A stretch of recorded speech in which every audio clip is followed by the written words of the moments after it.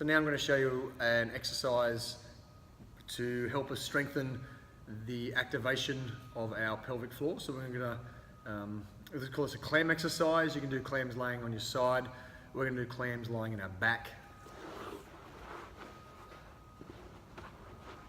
So lying on our back, knees bent, feet flat, core engaged, neutral spine, so we have a natural curve in our lower back. Our pelvis stays nice and stable, doesn't rock from side to side, doesn't tilt forward or back. Core's engaged. As we activate our core muscles, we should feel a tension come on. We can actually use our index finger and middle finger, find the front bony part of your hip bone, let your fingers come in so the front bony part of your hip bone is now sitting on that second joint of our fingers.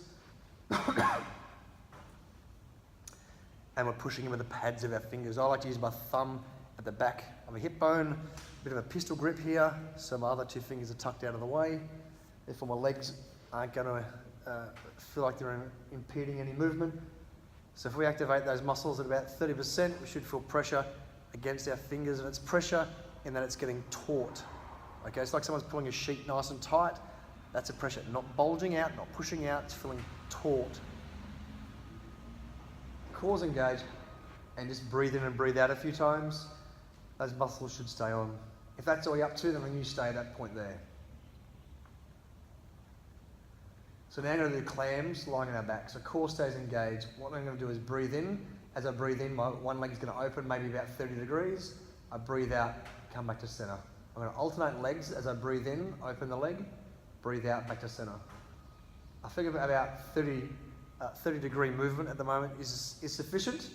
We're just trying to learn the movement under control, at the same time making sure that as we breathe in and then breathe out, these muscles stay on. Now, what you might find at this stage in the early development is that you're having trouble keeping it on at some stage. So the more you practice it, the better you get at it.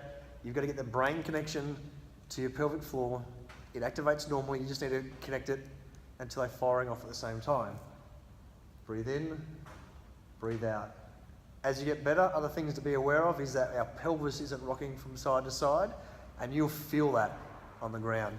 As we open our leg to the side, our other leg isn't allowed to counter by going out. It needs to stay in line with our hip and shoulder.